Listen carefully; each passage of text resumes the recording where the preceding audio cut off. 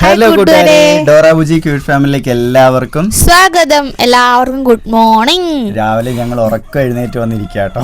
ഞാൻ പല്ല് വെച്ചിട്ടോ? ഞാൻ തേച്ചില്ല. ഞാൻ അവിടെ കൊച്ചിനെ കളിപ്പിച്ചിരിക്കായിരുന്നു. അവള് ആ സമയത്ത് പോയി അവളുടെ ജോലിയൊക്കെ ഒതുക്കി. ജോലിയോ? അല്ല, അങ്ങനെയല്ല, പ്രാഥമിക കർമ്മങ്ങളൊക്കെ അങ്ങനെ. അപ്പൊ അതൊക്കെ ഇവിടെ ഒരാള് എന്താ ചെയ്യുന്നത് എന്താ പറയുന്നത് നോക്കി നിക്കുന്നുണ്ട് കേട്ടോ. രാവിലെ എഴുന്നേറ്റപ്പോ ഇച്ചിരി ഇടം തിരിഞ്ഞ എഴുന്നേറ്റേക്കുന്നത്. ഒരു വാശിയും കരച്ചിലും ഒക്കെ ആയിട്ട് ഇരിക്കുക. കയ്യിൽ നിന്ന് ഇറങ്ങുന്നില്ലായിരുന്നു. അവളുടെ സ്വഭാവം തന്നെ, രൂപം മാത്രമല്ല സ്വഭാവം അവളുടെ തന്നെ അല്ലേ? ഉണ്ടാ ഒന്നും പറയില്ലേ? അല്ലെന്ന് എനിക്ക് അറിയാവുന്നോണ്ട് പിന്നെ വെറുതെ എന്തിനാ ഞാൻ ഇതിന് പറയുന്നത്? അതെ, മറ്റുള്ളവർ പറയണം, സ്വയം പറഞ്ഞാൽ പോരാ. അതാ എനിക്കും പറയാനുള്ളത്. മറ്റുള്ളവരെ എന്നെ പറയാറുള്ളത്. ആര്? ഞാൻ പറയത്തില്ലല്ലോ. കൂടെ ജീവിക്കുന്ന ഞാനല്ലേ. വല്ലപ്പോഴും കാണുന്നവരാണോ കൂടെ ജീവിക്കുന്നവരാണോ പറയേണ്ടത്? അല്ലേ? അപ്പോൾ കൂട്ടുകാരെ, അടിയൊക്കെ നിർത്താം. നമ്മളൊരു പ്രധാനപ്പെട്ട കാര്യം നിങ്ങളുമായിട്ട് ഷെയർ ചെയ്യാൻ വേണ്ടി വന്നതാണ്. സംഗതി എന്താണെന്ന് വെച്ചാൽ, നമ്മൾ കുഞ്ഞിന് ഫുഡ് കൊടുക്കുന്ന ഷോർട്സ് ഇട്ടിരുന്നുണ്ടല്ലോ.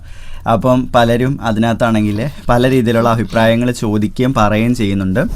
അഭിപ്രായങ്ങൾ എന്ന് വെച്ചാൽ, ഫുഡ് കൊടുക്കുന്നത് എന്തൊക്കെ ഫുഡാണ് കുഞ്ഞിന് കൊടുക്കുന്നത്, എല്ലാ ഫുഡും കൊടുക്കാവോ, പിന്നെ ഈ ഓട്സ് കൊടുക്കുന്നതിനെക്കുറിച്ചും അതുപോലെ തന്നെ അമൃതം പൊടി കൊടുക്കുന്നതിനെ കുറിച്ചൊക്കെ ഓരോരുത്തർ ഓരോ കാര്യങ്ങൾ ചോദിച്ചിട്ടുണ്ടായിരുന്നു.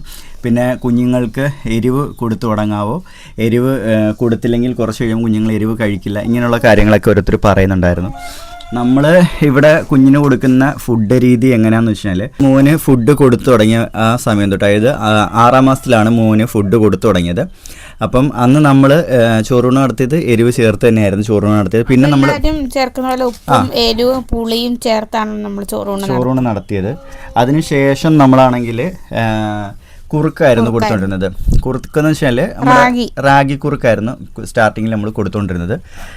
റാഗി കുറുക്ക് ഡോക്ടർ നമ്മൾ ചോദിച്ചിട്ടുണ്ടായിരുന്നു, അപ്പോൾ എന്തൊക്കെ ഫുഡ് കൊടുക്കണം എന്ന് ചോദിച്ചപ്പോൾ പറഞ്ഞു എല്ലാ ഫുഡും കൊടുക്കാം, പക്ഷെ കുഞ്ഞിനിപ്പം ദഹനത്തിൻ്റെ ആ ഇത് സ്റ്റാർട്ടായിട്ടില്ലല്ലോ. അപ്പോൾ അതുകൊണ്ട് ആദ്യമേ കുറച്ച് കുറുക്ക് എന്നുള്ള രീതി, അതായത് ഇത്തിരി ലൂസായിട്ടുള്ള രീതിയിലുള്ള ഫുഡുകൾ കൊടുത്തതിന് ശേഷം പിന്നെ നമുക്കാണെങ്കിൽ എല്ലാ ഫുഡുകളും കൊടുക്കാം എന്ന് പറഞ്ഞിട്ടുണ്ടായിരുന്നു. അപ്പോൾ അതുകൊണ്ട് നമ്മൾ ആദ്യമേ സ്റ്റാർട്ടിങ്ങിൽ റാഗി കുറുക്കായിരുന്നു കുഞ്ഞിന് കൊടുത്തുകൊണ്ടിരുന്നത്.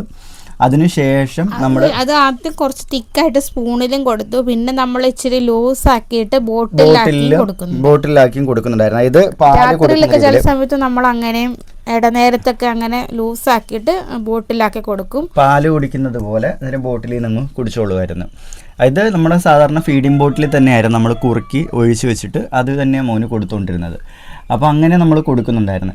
പിന്നെ നമ്മളാണെങ്കിൽ ആ കുറുക്ക് കൊടുക്കുന്നതിൻ്റെ കൂട്ടത്തിൽ തന്നെ, അപ്പം ഒരു കുറുക്ക് തന്നെ കുഞ്ഞിന് കൊടുത്തു കഴിഞ്ഞാൽ ചിലപ്പം എപ്പോഴും അങ്ങോട്ട് ടേസ്റ്റ് പിടിക്കില്ല എന്നുള്ളതുകൊണ്ട് നമ്മൾ അതിൻ്റെ കൂടെ തന്നെ റാഗി കൊടുക്കുന്നതിൻ്റെ കൂട്ടത്തിൽ റാഗി മാറ്റിയതിന് ശേഷം ഒന്നിട നമ്മൾ സൂചി ഗോതമ്പ് കൊടുക്കുമായിരുന്നു. സൂചി ഗോതമ്പും അരച്ച് നന്നായിട്ട് അരച്ച് നല്ല രീതിയിൽ മാവ് അരയുന്ന പോലെ അരച്ചെടുത്തതിന് ശേഷം കുറുക്കി നമ്മളാണെങ്കിൽ കുറുക്കായിട്ട് അതും കൊടുക്കുന്നുണ്ടായിരുന്നു സൂചി ഗോതമ്പ്.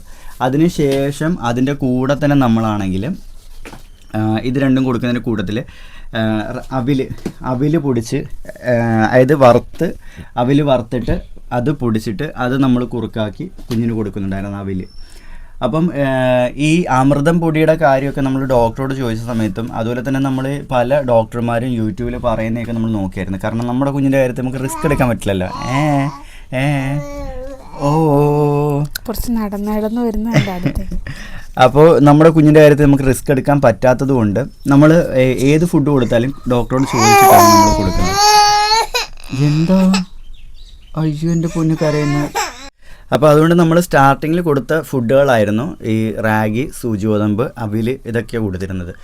അപ്പം ഈ പയർവർഗ്ഗങ്ങളൊക്കെ കൊടുക്കാൻ പറ്റുമോ എന്ന് ചോദിച്ചപ്പോൾ ഡോക്ടർ പറഞ്ഞ് തൽക്കാലം ഇപ്പോൾ അത് കൊടുക്കണ്ടെന്ന് പറഞ്ഞത്. അപ്പോൾ അതുകൊണ്ട് നമ്മൾ പയർവർഗ്ഗങ്ങളൊന്നും തന്നെ കൊടുത്തില്ല. ഈ അമൃതം പൊടിയിൽ കൂടുതലായിട്ടും വരുന്നത് പയർവർഗ്ഗങ്ങളാണ് കൂടുതലായിട്ടും ചേർക്കുന്നത്. അപ്പോൾ അതുകൊണ്ട് അത് കൊടുക്കേണ്ടെന്ന് ഡോക്ടർ നമ്മൾ അതിനേക്കാളും നല്ല നമ്മുടെ വീട്ടിൽ തന്നെ കുറച്ചുകൂടെ കഴിയുമ്പോഴത്തേക്ക് നമ്മൾ ഇതുപോലുള്ള സാധനങ്ങൾ മേടിച്ച് വറുത്ത്.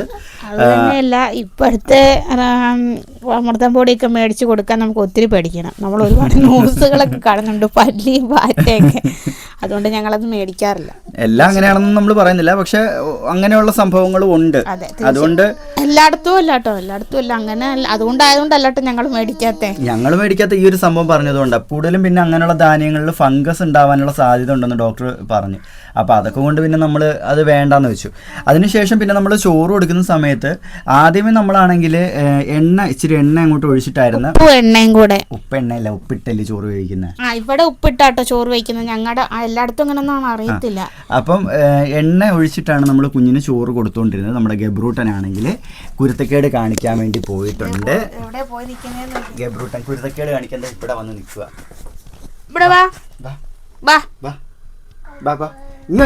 ഇവിടെ വന്നാലും ഒരു സാധനം തരാം, വാ. അങ്ങനെ നമ്മൾ ചോറ് അങ്ങനെ കൊടുത്തോണ്ടിരുന്നത്. പിന്നെ അതിൻ്റെ കൂടെ തന്നെ നമ്മളാണെങ്കിൽ ദോശയൊക്കെ കൊടുക്കുമായിരുന്നു. ദോശ, ഇഡ്ഡലിയൊക്കെ, അരിദോശ, ഗോതമ്പ് ദോശയൊക്കെ നമ്മൾ കൊടുക്കുമായിരുന്നു. അതുപോലെ തന്നെ റാഗി ഗോതമ്പുമായിട്ട് മിക്സ് ചെയ്തിട്ട് അത് ദോശ ഉണ്ടാക്കി അത് കൊടുക്കുമായിരുന്നു. പിന്നെ നമ്മൾ കൊടുക്കുന്ന വെജിറ്റബിൾസ് എന്ന് വെച്ചാൽ അത് സ്റ്റാർട്ടിങ് തൊട്ടേ നമ്മൾ കൊടുക്കുമായിരുന്നു. ഈ കുറുക്ക് കൊടുക്കുന്ന കൂട്ടത്തിൽ തന്നെ നമ്മൾ കൊടുക്കുമായിരുന്നു. ക്യാരറ്റ് വേവിച്ച് അത് ഉടച്ച് കൊടുക്കുമായിരുന്നു. ഏത്തയ്ക്ക വേവിച്ച് ഉടച്ച് കൊടുക്കുമായിരുന്നു അതിൻ്റെ കുരു കളഞ്ഞതിന് ശേഷം. പിന്നെ ബീട്രൂട്ടും പൊട്ടറ്റോയും കൂടെ വേവിച്ചിട്ട് അരച്ച് അത് നന്നായിട്ട് വേവിച്ച് ഉടച്ച് നമ്മുടെ കൈ കൊണ്ട് തന്നെ ഉടയ്ക്കുമ്പോൾ നല്ലോണം ഉടഞ്ഞു വരും.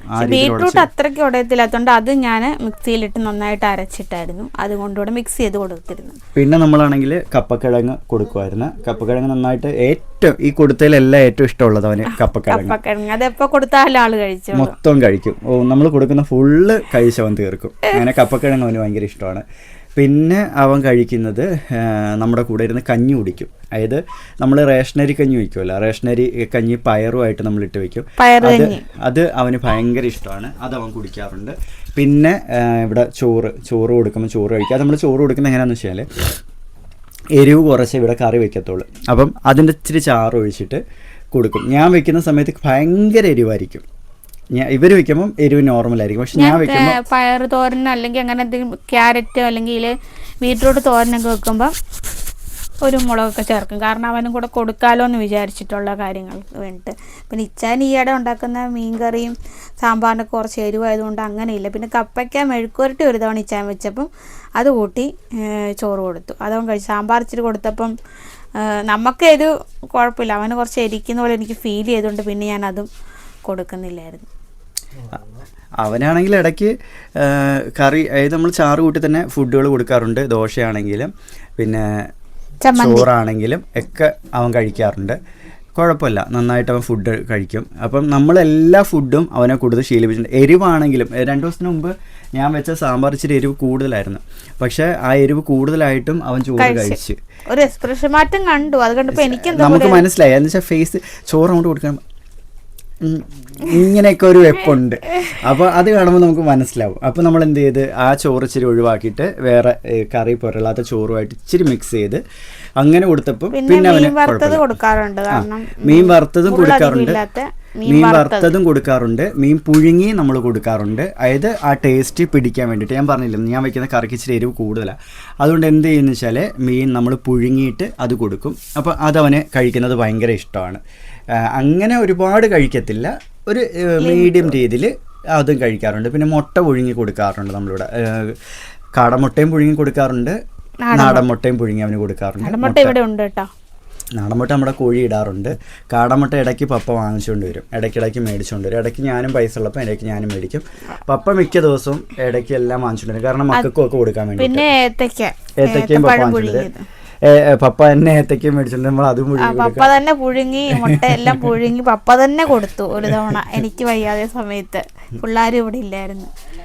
അങ്ങനെ അത് നമ്മുടെ കുഞ്ഞിൻ്റെ ഫുഡ് രീതി ഇതൊക്കെയാണ്.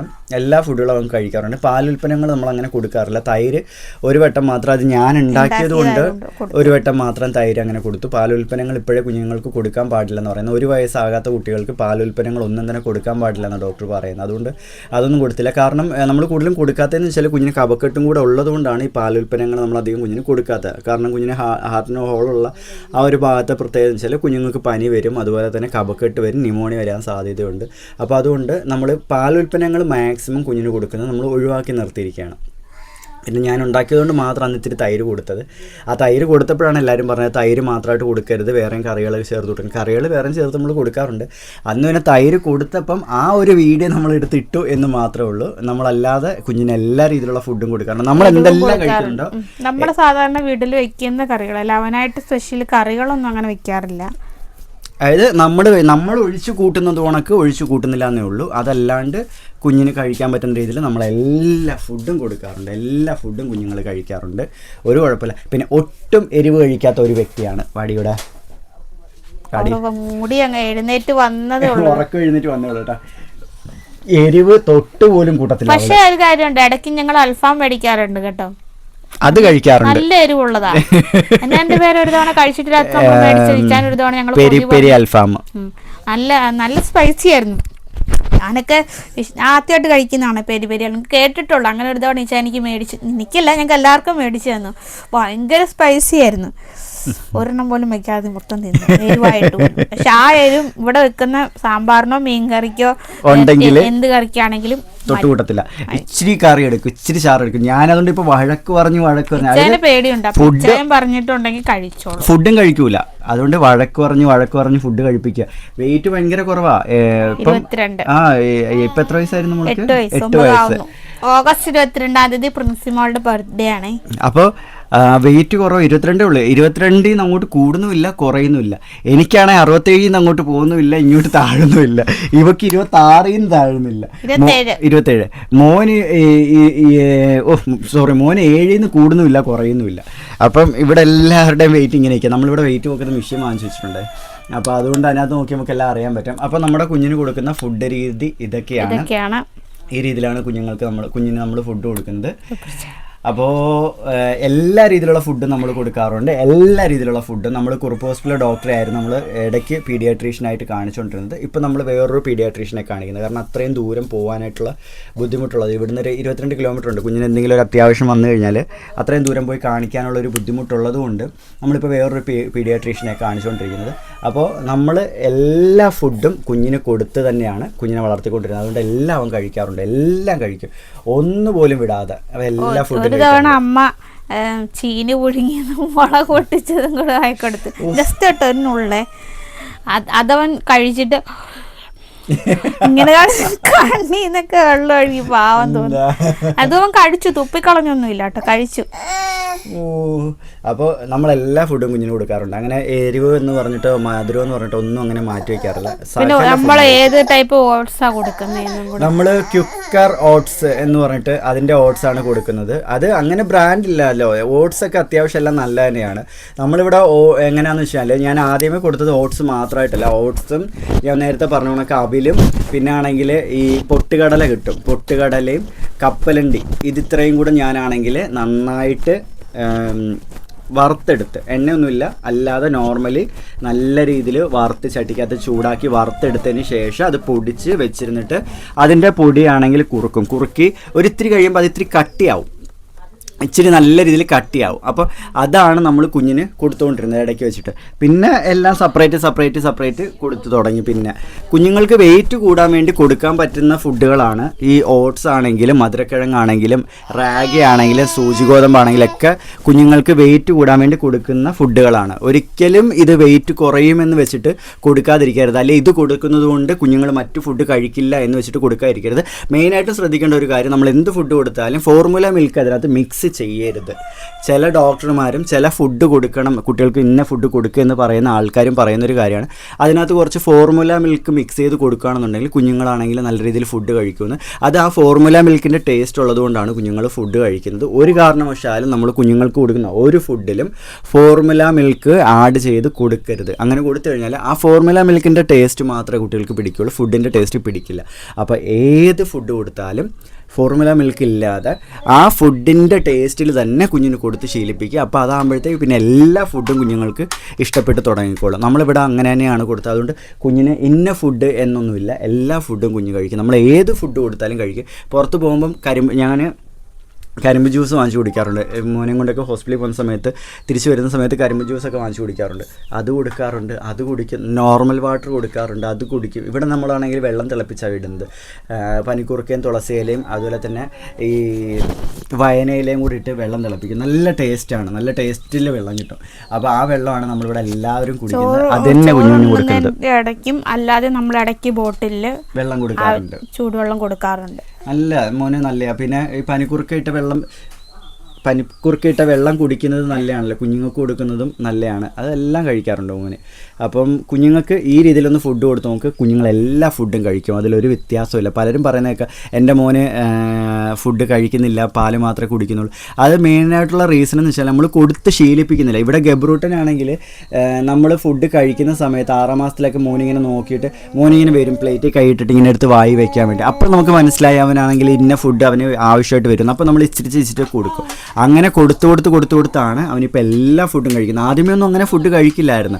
ഇങ്ങനെ തൊട്ട് നോക്കും അത്രേ ഉള്ളായിരുന്നു. അങ്ങനെ നമ്മളും കൊടുത്തുകൊണ്ടിരുന്നത്. പിന്നെ മോനെ എല്ലാ ഫുഡും കഴിച്ചു തുടങ്ങിയപ്പോൾ നമ്മളെല്ലാ ഫുഡും കൊടുക്കാൻ തുടങ്ങി. അങ്ങനെയാണ് നമ്മുടെ ഗബ്രൂട്ടനെ ഫുഡ് കൊടുത്ത് തുടങ്ങിയത്. അപ്പോൾ നിങ്ങൾ ഈ രീതിയിലൊന്ന് കൊടുത്തു നോക്ക്. കഴിക്കാതിരിക്കത്തില്ല കുട്ടികൾ. എല്ലാ കുട്ടികളും ഫുഡ് കഴിക്കുന്നവരാണ്. ഫോർമുല മിൽക്ക് ആഡ് ചെയ്യാതെ നമ്മൾ നോർമലായിട്ടുള്ള ഫുഡിൻ്റെ ടേസ്റ്റിൽ തന്നെ എല്ലാ ഫുഡും കൊടുക്കുക കുട്ടികൾക്ക്. അപ്പോൾ ഇങ്ങനെയാണ് നമ്മൾ ഫുഡ് കൊടുക്കുക നമ്മുടെ ഗബ്രൂട്ടനെ. അപ്പോൾ നമ്മുടെ വീഡിയോ ഇഷ്ടപ്പെട്ടു കഴിഞ്ഞാൽ കൂട്ടുകാരെ ലൈക്ക് ചെയ്ത് ഷെയർ ചെയ്ത് സബ്സ്ക്രൈബ് ചെയ്യുക. അപ്പോൾ എല്ലാവർക്കും മറ്റൊരു വീഡിയോ ആയിട്ട് വരുന്നവരേക്കും ബൈ.